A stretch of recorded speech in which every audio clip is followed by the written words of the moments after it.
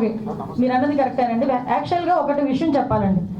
Raptadu MLA గారు ఎన్ని ఒకసారి మీరు రాప్తాడ్ ఎమ్మెల్యే రెచ్చగొట్టేటట్టు మాట్లాడినా, మత విద్వేషాలు రెచ్చగొట్టేటట్టు మాట్లాడినా, సోషల్ మీడియాలో పోస్టులు పెట్టినా తగిన చర్యలు అయితే ఉంటాయి.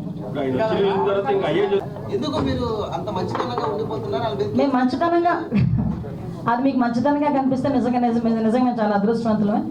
కనపడతారు ఒకే ఒక కారణంతో గౌరవ ముఖ్యమంత్రి గారి ఆదేశాల మేరకు డీసీపీ గారు అందరూ కలిసి సుమారుగా 1100 మందిని అక్కడ డిప్లాయ్ చేశాం. వాళ్ళు డిప్లాయ్ చేయడమే కాదు, ప్రతి ఒక్కరికి కూడా వాళ్ళకి అక్కడ బాడీ ఆన్ కెమెరాస్ కానీ, రోప్ పార్టీస్ కానీ, మళ్ళీ పబ్లిక్ అడ్రస్ సిస్టమ్స్ కానీ, డ్రోన్స్ కానీ, ఏరియల్ సర్వేలెన్సెస్ గురించి డ్రోన్స్ కానీ, ఫైర్ టెండర్స్ కానీ, అంబులెన్సెస్ కానీ, గ్యాస్ గన్స్ కానీ ఇవన్నీ కూడా పెట్టుకున్నాం.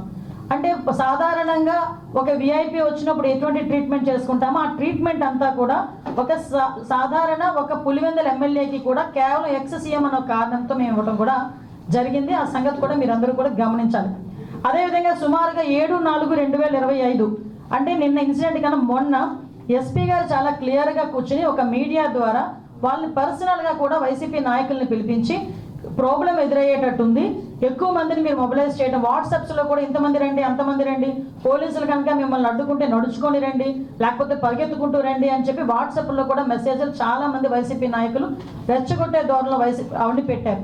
వాటి నేపథ్యంలో ఎస్పీ గారు కూడా అది చాలా నేరో రోడ్, పక్కన ఒక చెరువు ఉంది, ఒక పక్క చూస్తే కొన్ని 2-3 విలేజ్లు చాలా సెన్సిటివ్ విలేజెస్ ఉన్నాయి కాబట్టి అక్కడ మీరు వచ్చేటప్పుడు కూడా ఎక్కువ మందిని మొబిలైజ్ చేయడం కానీ, అదేవిధంగా కొంచెం అక్కడ లా అండ్ ఆర్డర్ సిచ్యువేషన్ని కొంచెం కంట్రోల్ చేయడం కానీ, అక్కడ సెక్యూరిటీ పర్పస్లో కూడా ఎక్కడ కూడా ఇబ్బంది లేకుండా పరిస్థితి చూసుకోవాలి, సెక్యూరిటీ పరంగా మేము చూసుకుంటాం, బ్యారికేడ్స్ అవి కూడా జాగ్రత్తగా చేసుకోవాల్సిన బాధ్యత మీది అని చెప్పి ఆ వైసీపీ నాయకులకి అందరికీ కూడా చాలా క్లియర్గా చెప్పారు. ఆఖరికి హెలీప్యాడ్ దగ్గర వేసిన బ్యారికేడ్స్ కూడా చాలా ఎందుకు పనికిరాకుండా ఇలా గట్టి కదిపితే పడిపోయేటట్టుగా ఉన్నాయనే సంగతి మా డిపార్ట్మెంట్ వాళ్ళు ఎవరైతే అక్కడ బ్యారికేడ్స్ వేశారో వాళ్ళకి కూడా చెప్పడం జరిగింది. అంటే ఇక్కడ ఇవన్నీ ఒకసారి మనం అబ్జర్వ్ చేసుకుంటే డాట్ కనెక్ట్ చేసుకుంటే కావాలని అక్కడ ఒక సీన్ క్రియేట్ చేయడానికి, లా అండ్ ఆర్డర్ విషయంలో అక్కడ గవర్నమెంట్ ఫెయిల్ అయిందని చెప్పడానికి ఒక ముందస్తు ప్రణాళికను ఏర్పాటు చేసుకొని అక్కడ వైసీపీ నాయకులు కానీ ఎవరు ఆధ్వర్యంలో చేశారు, ఒక క్రిమినల్ పాలిటిక్స్లో ఉంటే ఎలాంటి ఆలోచనలతో ముందుకు వస్తారో అలాంటి ఆలోచన కలిగిన జగన్మోహన్ రెడ్డి ఆధ్వర్యంలో అక్కడున్న వైసీపీ నాయకులు కూడా యథా రాజా తదా ప్రజ అన్నట్టుగా వాళ్ళు చేసిన పరిస్థితి. ఇవే కాకుండా హెలీప్యాడ్ దగ్గర సుమారుగా 250 మంది పోలీసులను పెట్టామండి ఒక్క హెలీప్యాడ్ దగ్గర. మీరు హెలికాప్టర్ ల్యాండ్ అయిన తర్వాత పోలీసుల్ని కూడా తోసేసి పోలీసుల మీద కూడా దాడి చేసి ఈ రోజుకి కూడా కొంతమంది కానిస్టేబుల్స్ గాయాలు పాలై హాస్పిటల్లో ఉన్నారు. అంటే మేము అక్కడ కనుక గట్టిగా మాట్లాడి గట్టిగా మేము ఏదైనా ప్రొటెక్ట్ చేస్తే పోలీసులు మమ్మల్ని అడ్డుకున్నారు అంటారు. మేము అయినప్పటికీ కూడా ప్రొటెక్ట్ చేయడానికి చూసినా ఒక విఐపి అక్కడ ఉన్నారు, అక్కడ మీ ఎక్స్-సీఎం ఉన్నారు, అతని ప్రొటెక్షన్ మా బాధ్యత అని మా పోలీసులు ముందుకు వచ్చి 250 మంది పోలీసులు ఓన్లీ ఒక హెలీప్యాడ్లోనే ఉంటే వాళ్ళని తోసుకుంటూ నెట్టుకుంటూ దాడి చేసి మొత్తం అందరూ కూడా హెలికాప్టర్ దగ్గర చేరుకున్నారు. మీరు ఒకసారి ఆ ఫోటో మీ అందరికీ షేర్ చేస్తాను. ఒక ఫోటో డ్రోన్ విషయంలో ఒక ఫోటో ఉంది. అసలు హెలికాప్టర్ ల్యాండ్ అయిన తర్వాత ఇంచుమించుగా మినిమం 50 మీటర్లు 100 మీటర్ల వరకు కూడా ఎవరు రారు కూడా, ఎందుకంటే వింగ్ పొజిషన్ ఉంటుంది, మళ్ళీ ప్రాబ్లం అవుతుంది, సెక్యూరిటీ పర్పస్ కూడా ఉంటుంది. అంటే వాళ్ళు మాకు వచ్చిన కొంత సమాచారం మేరకు అక్కడికి వెళ్ళి వీళ్ళు కూడా హెలికాప్టర్ని ధ్వంసం చేయడానికి కూడా సిద్ధపడ్డారు. ఎందుకు ఇవన్నీ జరుగుతున్నాయి? తిరిగి అతగాడు హెలికాప్టర్ నుంచి వెనకాతలకి హెలికాప్టర్లో వెళ్ళకూడదు, అతను బై రోడ్ వెళ్ళాలి. దానికి ఏ రకంగా చేయాలని ముందస్తు ప్రణాళిక అంతా చేసుకున్నారు. పైగా ఈరోజు పోలీసుల్ని మీరు తప్పుపడుతున్నారు. అక్కడ పోలీసులు కూడా అక్కడ హెలిప్యాడ్ బ్యారికేడింగ్ దగ్గర కూడా చాలా క్లియర్గా మేము చెప్పడం జరిగింది. ల్యాండింగ్ టైం చూసుకుంటానండి అక్కడ దగ్గర మనకి అతను 11:04 నిమిషాలకి అతను ల్యాండ్ అయ్యారు.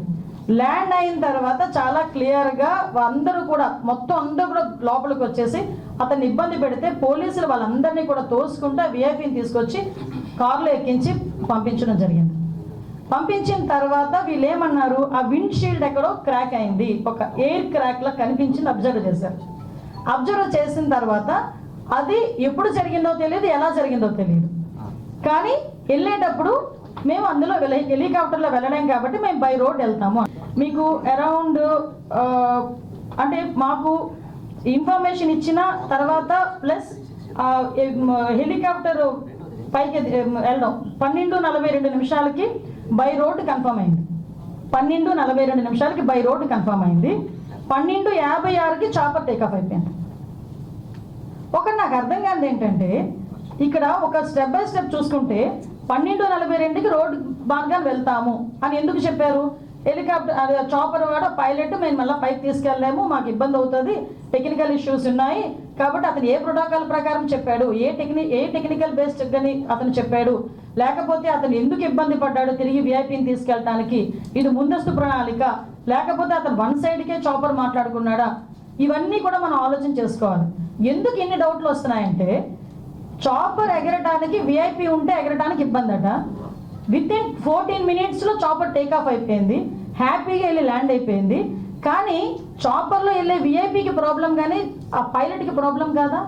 మరి పైలట్ ఎలా వెళ్ళాడు అదే చాపర్లో? ఒకసారి మనం ఆలోచన చేసుకోవాలి కదా ప్రజలందరూ కూడా. అదేవిధంగా మీరు అబ్జర్వ్ చేసుకుంటే ఎంత అంటే ఒక క్రిమినల్ సైకాలజీ ఉన్న వ్యక్తి పొలిటికల్ లీడర్, మళ్ళీ ఎందుకు చెప్తున్నానంటే నాకే చాలా చిరాకు అనిపించింది. నిన్న ఇలా కూడా ఆలోచిస్తారా ఒక పొలిటికల్ లీడర్స్, ఇలా కూడా ఆలోచిస్తారా అసలు మనుషులు అనిపించింది. 11 గంటలకి ఇంకా మేము ఇంకా అతగాడు ల్యాండ్ అవ్వలేదు, ఏమీ అవ్వలేదు.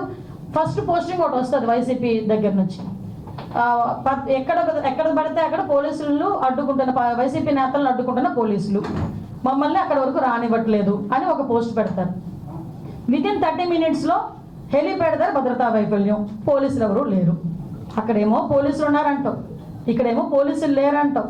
అసలు ఎలాగ జనాల్ని ఎలా సైకలాజికల్గా వాళ్ళు ట్యూన్ చేయడానికి ప్రయత్నం చేస్తున్నారని చెప్పడానికి మీకు ఒక ఉదాహరణ చెప్తున్నా.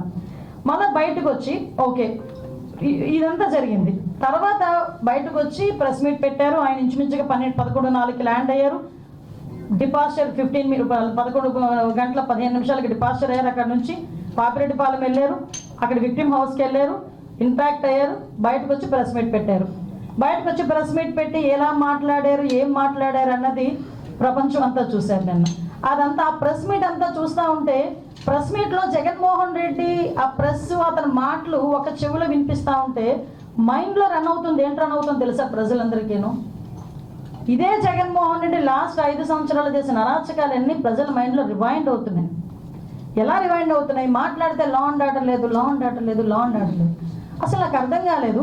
ఇంతకు ముందు చంద్రబాబు నాయుడు గారు ప్రతిపక్ష నేతగా ఉండేటప్పుడు చలో ఆత్మకూరు అని చెప్పి పిలిపిస్తే నువ్వు ఇంటి దగ్గరకు వచ్చి తాడులు కట్టి, గేట్లకు తాడులు కట్టి ఆయన హౌస్ అరెస్ట్ చేసిన పరిస్థితి కూడా మర్చిపోయాడు ఆయన ఏమైనా? ఒక పక్క నుంచి చూస్తే అదే సందర్భంలో వైజాగ్ వచ్చి ఆయన వైజాగ్ టూర్ పెట్టుకుంటే ఎయిర్పోర్ట్ నుంచి బయటికి రానివ్వకుండా గూండాల్ని పెట్టి అతని మీద దాడి చేయించిన పరిస్థితి మర్చిపోయారా Jaganmohan Reddy? Law and order గురించి మాట్లాడుతున్నాడు ఆయన.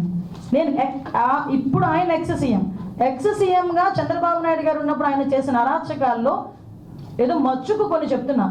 అదేవిధంగా రామతీర్థాలకి రాముడు తల నరికేశారని రామతీర్థాలకి గౌరవ అప్పుడు ఎక్స్ సీఎం ఇప్పుడు సీఎం గారు చంద్రబాబు నాయుడు గారు వెళ్తే లారీలను అడ్డగా పెట్టి రోడ్డు మీద కూర్చోబెట్టే సందర్భం మర్చిపోయాడు ఆయన. ఇదే చంద్రబాబు నాయుడు గారు అమరావతి పర్యటన పెట్టుకుంటే బస్సు యాత్ర చేస్తే ఆ బస్సు మీద రాళ్ళు రువితే అది భావ స్వేచ్ఛ ప్రకటన అని నీ పోలీస్ చేత ఒక రోజు మాట్లాడించిన సందర్భాన్ని మర్చిపోయాడా జగన్మోహన్ రెడ్డి? అదేవిధంగా మనం ఆలోచన చేసుకుంటే ఒక పార్టీ ఆఫీస్ మీద దాడి, ఏ సందర్భంలో పార్టీ ఆఫీస్ మీద దాడులు జరిగినాయండి ఇన్ని సంవత్సరాలు స్వతంత్రం వచ్చిన తర్వాత? ఒక పార్టీ ఆఫీస్ మీద దాడి జరిగింది, ఎందుకు ఇలా జరుగుతుంది? డీజీపీ ఆఫీస్ పక్కనే ఉన్న పార్టీ ఆఫీస్ మీద దాడి జరిగింది అంటే అది మాకు బీపీలు పెరిగిపోయినాయి, మా కార్యకర్తలకి బీపీలు పెరిగి చేశారు అని సాక్షాత్తు సీఎం కుర్చీలో కూర్చున్న జగన్మోహన్ రెడ్డి మాట్లాడిన తీరు జనాలు మర్చిపోయారు అనుకుంటున్నారా? అదేవిధంగా మన కస్టోడియల్ టార్చర్, నేను మాట్లాడాడు ఎవడో వీడియో చూసుకొని ఎమ్మెల్యే వీడియోలో చూపిస్తూ పోలీసులు ఇలాగ మమ్మల్ని ఇబ్బంది పెట్టారని మాట్లాడారు. ఆ సంస్కృతికి మాది కాదబ్బా. కస్టోడియల్ టార్చర్ పెట్టి ముసుగులు వేసుకుని కొడుతూ వీడియో కాల్లో చూసి ఆనందపడిన సందర్భాలు మీరు మర్చిపోయారేమో కానీ ప్రజలు ఇంకా మర్చిపోలేం. మేము ఎలాగో మర్చిపోలేం, ప్రజలు కూడా మర్చిపోలేం. లోకేష్ గారి మీద కేవలం ప్రశ్నించినందుకు 23 కేసులు పెట్టిన పరిస్థితి మర్చిపోయారు.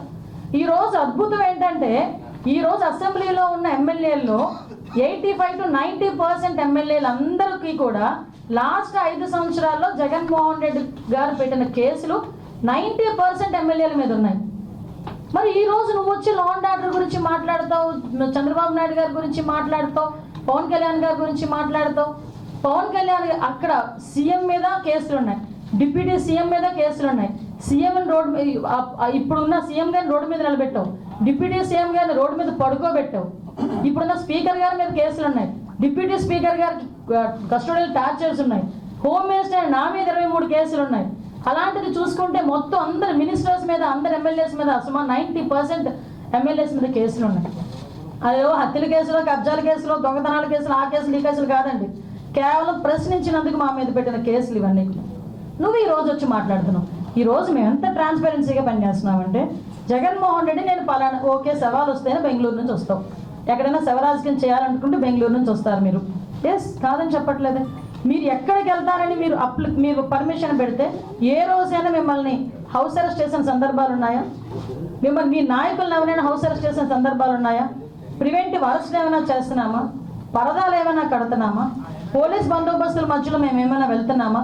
ఒకసారి ఆలోచించేయండి. ఇవన్నీ మేమంత ట్రాన్స్పరెన్సీగా ఒక ప్రతిపక్ష నాయకుడు కూడా కాదు, ఎక్స్ సీఎంకి ఇవ్వాల్సిన గౌరవం ఇచ్చి, Z+ సెక్యూరిటీ ఇచ్చి, అంటే ఆయనకి ఇవ్వాల్సిన భద్రత కన్నా ఎక్కువ ఇచ్చి మేము పంపిస్తా ఉంటే. హిట్ టీవీ యాప్, ఇందులో short news, live news, entertainment shows, movies, digital magazines తో పాటు మీ జిల్లా వార్తలను కూడా ఫ్రీగా చూడొచ్చు. ఇంకెందుకు ఆలస్యం, వెంటనే హిట్ టీవీ యాప్ ని డౌన్లోడ్ చేసుకుని ఫ్రీగా ఎంటర్టైన్మెంట్ పొందండి. Hit TV app. Hit TV app. Please download hit TV app. Hit TV app ని ఫ్రీగా డౌన్లోడ్ చేసుకుని ఎంజాయ్ చేయండి. మీకు నచ్చిన ఎంటర్టైన్మెంట్ కోసం హిట్ టీవీ యాప్ ని ఫ్రీగా డౌన్లోడ్ చేసుకుని ఎంజాయ్ చేయండి. హిట్ టీవీ యాప్ ని డౌన్లోడ్ చేసుకుని ఆస్వాదించండి, ఆశీర్వదించండి. ఇంతమంది సెలబ్రిటీలు హిట్ టీవీ యాప్ ని డౌన్లోడ్ చేసుకోండి అని చెప్తున్నారంటే ఎంత మంచి యాప్ ఆలోచించండి. అమెరికా అమెరికా అమెరికా అమెరికాలో చదవాలనుకునే వాళ్ళకి విశ్వసనీయమైన పేరు మన శౌర్య కన్సల్టెన్సీ. UK లో 1 year masters, UK లో 1 year masters, 2 years work permit up to 5 years visa. Contact Saurya Consultancy. Contact 89851 89851.